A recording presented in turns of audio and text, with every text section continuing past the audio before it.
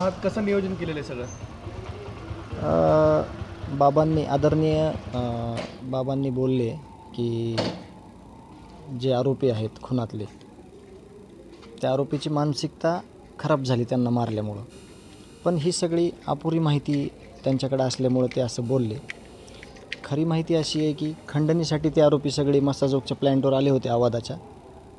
त्यांनी आमच्या गावातील दलित बांधव अशोक सोनवणे याला मारहाण केली, काठ्याने मारलं. त्याचे CCTV फुटेज आपल्याकडे आहेत. हा पुरावा आपण त्यांना दाखवायला घेऊन जाणार आहोत. आणि अशोकनं पण मग ह्यांचा खूनच करायला पाहिजे होता का, चापट मारली किंवा लाकडाने मारलं म्हणून. तर तसं न करता त्यांनी जे प्रतिनिधी होते गावचे संतोष अण्णा देशमुख यांना कॉल केला. संतोष अण्णा तिथं गेल्यानंतर त्यांना पण तेच करण्यात आलं. त्यांना पण गचांडी करण्यात आली. मग तुम्ही गावात आलात, तुम्ही चुकीचे कामं करायलात, तुम्ही खंडणी मागायलात, मग गावातील लोक त्यांच्यासोबत त्यांची हातापाई झाली. पण त्यांची मानसिकता काय होती ह्याच्यापेक्षा मी एक महत्त्वाची गोष्ट सांगतो.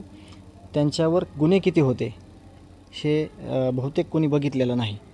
तर त्याच्यावर किती गुन्हे आहेत त्या आरोपींनी ज्यांनी हत्या केली त्याची पण ओरिजिनल कॉपी आम्ही गडावर घेऊन जाणार आहेत महाराजांकडं, त्यांना दाखवणार आहेत.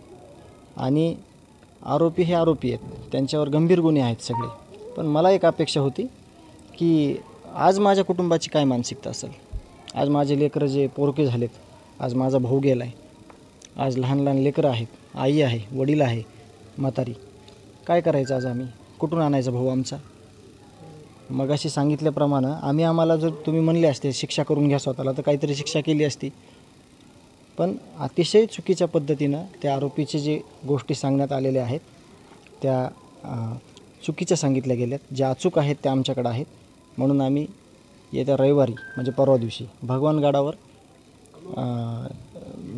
नामदेव महाराज शास्त्री आदरणीय त्यांना आम्ही हे सगळे पुरावे घेऊन जाऊ आणि त्यांनाच न्याय मागू असं आमचं आहे.